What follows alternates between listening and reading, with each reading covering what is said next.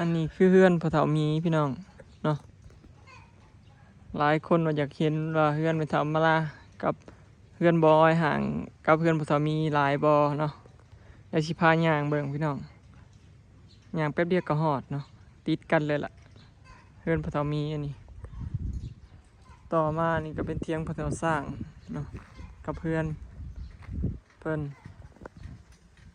ติดกันเลยพี่น้องอันนี้เฮือนสวรรค์เนาะต่อไปนั่นก็เป็นดินของเมทาบุญพี่น้องดินเมทาบุญดินเมทาอมราดินเมทาอมรากับซาลอยแล้วก็ปะทะเลินต่อกันไปเลยพาขึ้นไปหิวอันนี้เดี๋ยวจีพายางไปชวนพี่น้องไปเกลือปลากันเนี่ยติดกันนี่แหละบ่ได้ไกลกันดอกติดกันแนมไปก็เห็นบ่แม่นเพื่อนเมทาอมราพี่น้องนี่เป็นดินติดกันคนละหลอกพี่น้องนี่ก็เป็นทะลุนแล้วปลูกอันพักปลูกหญ้าแล้วปลูกอ้อยอันนี้เนี่ยเป็นดินเดินหลอกของเมทาบุญพี่น้องหลอกติดกันก็ของเมทาลุนของเมทาบุญอันนี้ก็ของเมทาอมราแล้วก็ของบอยติดกันหลอกไผ่หลอกมันพี่น้องได้หลอกปัจจุคนเนาะเริ่มมาตั้งแต่ปทเลิ่นอยู่พุ่นยาวมาไปจนสุดทอดสามีทำไมนำเมยติดกันไปเรื่อยๆล่ะสบายดีเด้อพี่น้องสบายดีปัจจุสุคนเนาะสบายดียามสายปะอลิศไหวอยู่นะมันไม่ทบุญเฝ้ากะอยู่ออกมาเกลือหมูเมื่อนี้ก็สวยแน่พอขึ้นในเมืองไปซื้อห้ำแล้วก็ลงมาเกลือหมูเรียบร้อยแล้วจ้าก่อนแล้วเพื่อนเป็นแหมล่าโอ้งามอยู่ได้เนาะพี่น้องยังบ่ได้ในทาสีได้นี่เสียดายแต่มันบ่ได้ตรงตามแบบเบิดเนาะคันเฮ็ดตามแบบแล้วมันก็เบิดเงินหลายพี่น้องพูนมันใหญ่อำลาใหญ่ขบอนแล้วตะกี้ว่าเพิ่นสิเฮ็ดเป็นนั่นประตูแต่เปลี่ยนแผนเฮ็ดเป็นแต่กระจกเพราะว่าเพิ่นย่านน้ำเขายังแหละมันพาย่านกระจกน้ำเขาทางหน้าห้องก็เลยบ่ได้ใส่ประมาณนี้พี่น้องเพิ่นปลูกอันนี้ไว้ทางหน้าได้ไว้โชว์คือมีอ่างไว้อีนี่บ้าน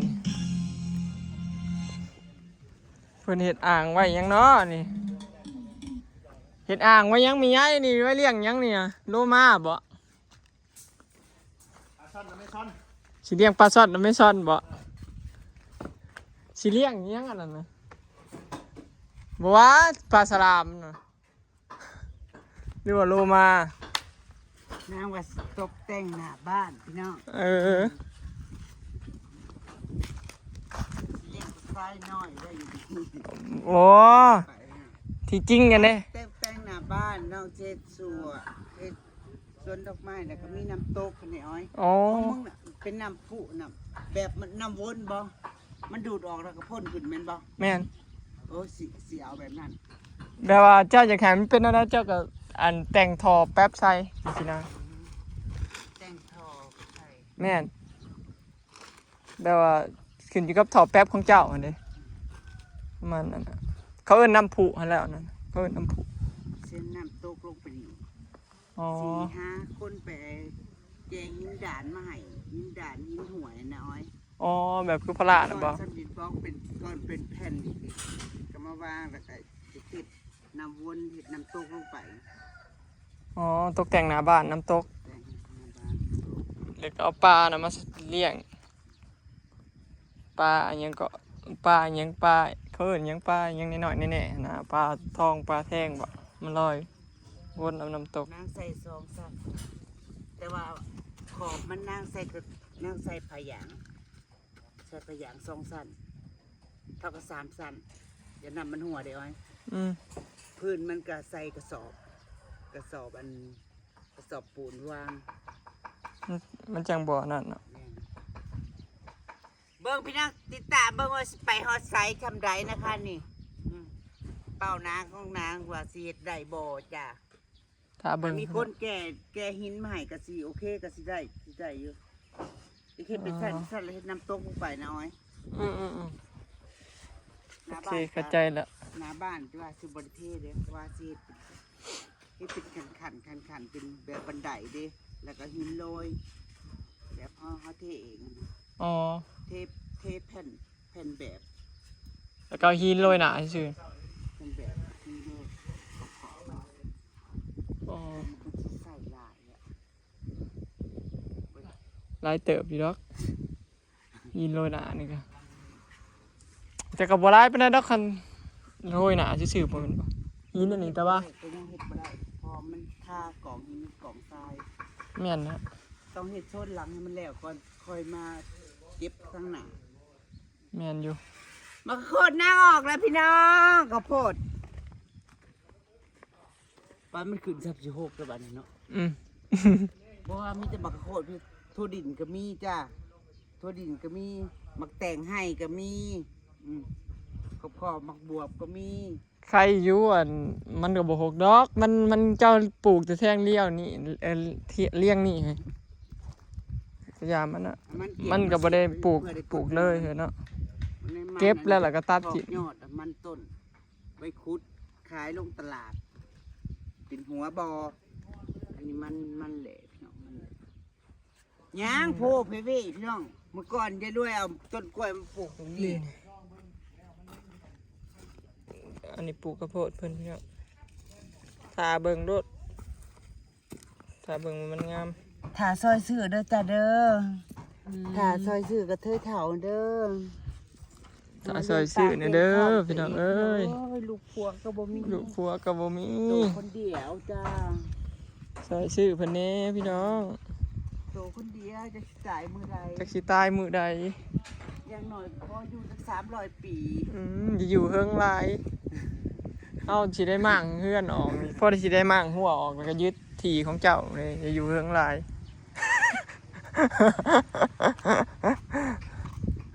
อยู่จัก100 ปีก็พอแล้ว เนี่ยพี่น้องเขาก็สิแล้วก็สิเทแล้วบัด อ๋อ เทแล้วก็สิเบรกก่อนเพราะมันก็สิลงหน้าแล้ว โอ้ยยังเหลื่อมอยู่ในแขนก็ได้ มันจะเบิ่งคาดแล้วมันสิหลอก อย่าไปมือจับมันตีมันหล่อน พยายามอย่าไปชูนมัน ชูนมันลายมันสิเหลือกอันนี้ทั้งหน้านี่ใส่เป็นอิฐบล็อกก่อนหนึ่งเลยพี่น้องป๊าดเถอะอันนี้เอาไว้บังอหย่างอันนี้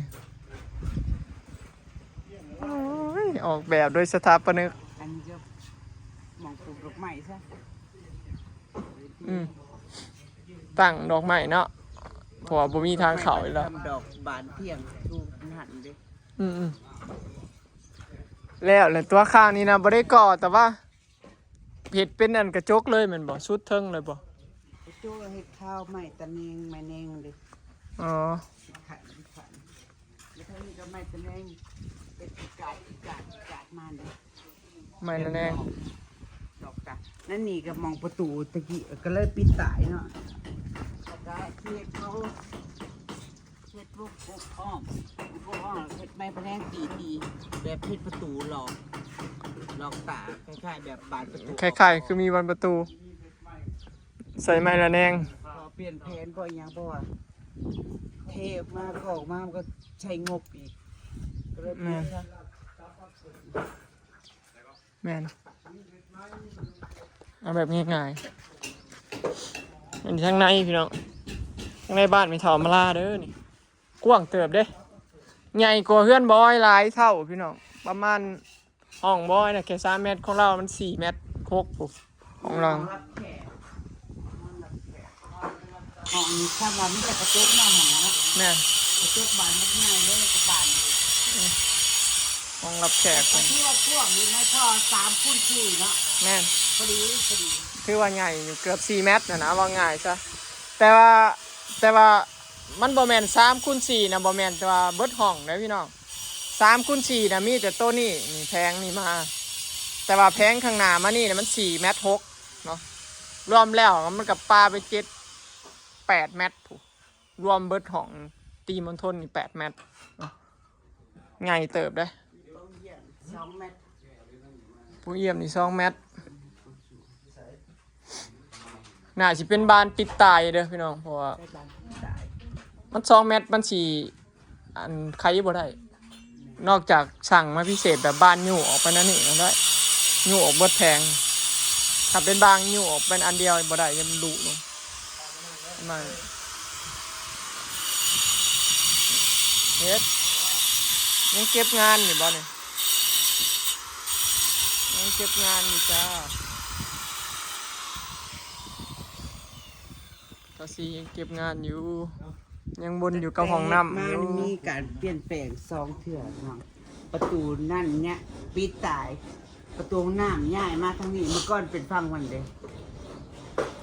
ฝั่งนี้ก็โอเคพอดีแล้วแบบแขกคนมาในตรงทุเข้าไปนี่เลย บ่ว่าแขกแล้วความหมายคือมันกระบังบ่นอนเจ้า แม่นมันบริสุทธิ์เห็น ส่วนหลายเขาเฮ็ดก็มีแต่แนวนี้นะหันไปทางนี้หันเข้าพาประตู ถึกแล้ว บ่ล้มเลี้ยว ไอ้สิหันประตูของน้ำใส่บ่อนนอน หัวมาปั้นปิ้นทางปิ้นทางตะวันออกปิ้นทางใต้ เล็กเงี้ยไม่ใช่มี ห้าวว่าหัวน่ะปีนมาพี่แล้วเฮาตีนมันจังหันลงไปพุ่น เล็กเลี้ยมนั่น มันจังหันใส่ห้องน้ำ 4x4เนี่ย ตีนหันทางบน หันไปใส่ห้องน้ำอยากเจ้าอยากหันหัวไปทางไหนก็ได้คะแนนอย่าเอาหัวลงไปนอนห้องน้ำ ประมาณนี้นะเอาห้องน้ำบูชาเลย เจ้าอยากหันหัวไปทางไหนก็ได้คะแนนอย่าหันหัวไปห้องน้ำ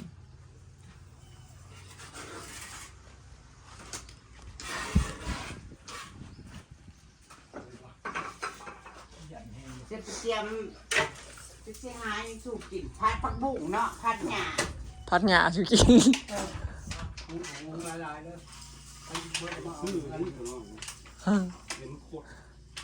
ห้องน้ำนี่ก็ก่อขึ้นไปฮอดคานพุ่นแล้วเนาะ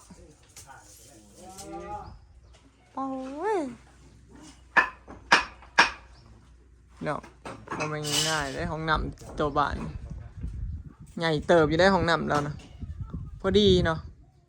บ่แคบบ่กว้างพอดีเขาอาบได้เพื่อมาล่าเราผ่อนแล้วเต้นนะเขาห้องน้ำบริเวณแล้วสิอาบซื่อๆตะเลิ่นกับบอยมามือได้ก็เห็นแต่จับเหลี่ยมนี่ ไล่เอาแห้งอยู่ได้ไหมไล่เป็นนัดเลยนัดช่องร้อย จับเหลี่ยมอย่างเรียวหลุดนี่ เขาป้ายเพื่อนจับเหลี่ยมพี่น้องมันงานละเอียดงานยากมันเสียเวลาเบิดมือเราสิได้อยู่ปองหนึ่ง ลูกมือจะฟองหนึ่ง ถ้าข่อยมาอันเบิ่งแล้วแต่ละมืออย่างมาตอนเช้าตอนแรงเห็นแล้วกับวงกบประตูนี่แหละ ลง 2 เมตรพี่น้องประตูบานกระถุงเนาะสไลด์เขาเห็นกับเมตร50สูงสุดละประมาณนี้แหละนี่แต่1.50 m บางคนกับ1.40 1.20 ก็ได้เนาะแต่สไลด์1.50 สูงสุดละอันนี้ถือว่ายาว2 เมตรเนาะกับอันนี้บอลลอดบอลน้ำลาโดดออกวงมนเขาเอิ้นทรงมินิมอลนี่กระจกวงมนอันนี้มินิมอลประมาณนี้พี่น้องดีใจนำเด้อ หัวเต่าเติบหนึ่ง ฮะ บาตีปวดหัวเติบหนึ่งว่าบาตีผ้าว่าเช็ดหลุมแบบใดที ลุมทรงเฮือนเจ้านี่มันต้องลุมมนก็ได้ มนตัวนี้นะมนตัวนี้แล้วก็มนตัวนั้น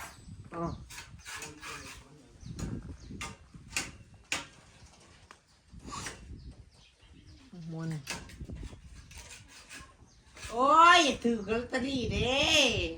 เอาถือกันไปเนี่ย ไปสิแล้วไว้ ซ้ำแล้วแหละนี่นะยังสรุปงานนี่นะเหลือแต่เทพื้นแล้วสาบแล้วก็จบแล้วนี่นะเหลือแต่ใส่กระจกแล้วก็ เหลือเงินใช้เงินบ่หลายบัดนี้ เลยตกแต่ง เหลือแต่ปูกะโลตีเพดานเท่านั้นแหละแล้วเหลือแต่ซ้ำเนี่ย งั้นเอาเดินไปก็บ่ได้ก็บาทเก็บ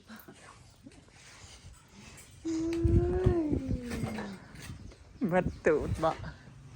แล้วผู้เฒ่าเขาบอกอ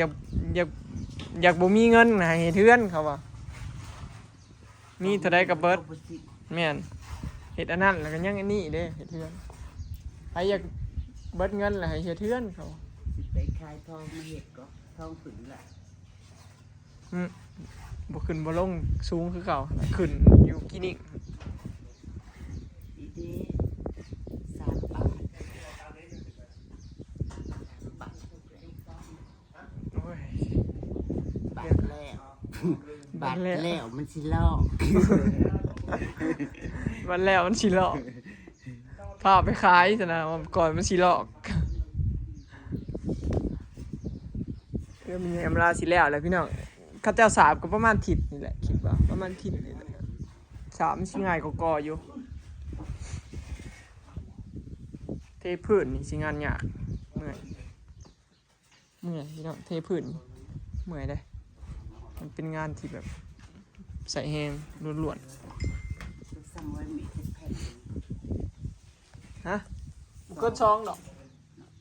ประมาณ2ก่อหนึ่ง700 กว่าบาทกี่600 กว่าบาท แล้วแล้วก็สิบาทมานานตกแต่งบาทผ้ากระจกซ้ำสิแพงบาทกระจก1 2 เนี่ย 3 4 5 แพงกระจก 6 7 8 ถือเตรียมเงินไว้โหลดหลักแสนกระจกจัง ปลายเพิ่น เป็นเชียร์ลำบากกระจกตัวหนานี่นะสิเบิดหลายแพงใหญ่สูงยาวเพราะว่าบดุและ20,000ออกสัมประตูหนาบ้านของเราในบ้านน่ะก็ยัง10,000 กว่าบาทขนาดนี้หน่อยใส่กระจกเบิดหลายเติบอยู่ดอกให้มันเอารูนะมันสวยหรูหรามาเฮา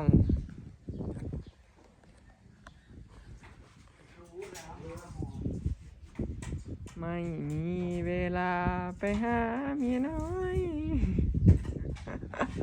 แต่ละคนนางจุบโปมเจียมเป๋อยู่เงื่อนที่แล้ว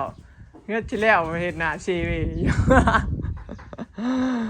โอ้ยอดเอา มีความรู้สึกเนาะแต่มีความถึงสึกจุดนั้นนะบาดเฮ็ดแล้วมันสิขึ้นไปอยู่นะมันสิรู้สึกจังได ตอนแล้ว ตอ นะ นนี้มันยังแค่ครึ่ง ตอนนี้มันยังบ่รู้สึกอยากบัดแล้วสิมีความรู้สึกจังใดสิดีใจสำใดอหยังประมาณนั้น มันอยู่วันหยัง โอเคเนาะพี่น้องคลิปนี้ก็สิขอเก็บภาพบรรยากาศไว้สำนี้เด้อพี่น้องเนาะมื้อนี้วันหยังบ่ฮู้วันค้านคือว่าไปแล้วสบายดีรอติดตามพี่น้องตอนนี้สร้างเพิ่นก่อแล้วแหละเหลือแต่ห้องน้ำแย่มาล่าเนาะทั้งหน้าทั้งข้างเรียบร้อยแล้วมื้อหน้าเขาเจ้าก็สิได้สาบถือว่างามพี่น้องพอก่อแล้วรู้สึกว่างามแล้วก็เฮือนหลังใหญ่ขึ้นเนาะเนี่ยตอนมันทันก่อเนี่ยมันแนมมึงคือว่าบ่ใหญ่ปานใดแต่พอก่อแล้วเบิ่งแพงมันทั้งข้าง4 เมตร 6ตีลังกาอยู่ซีพอบกับบ่สู้เทือนดอก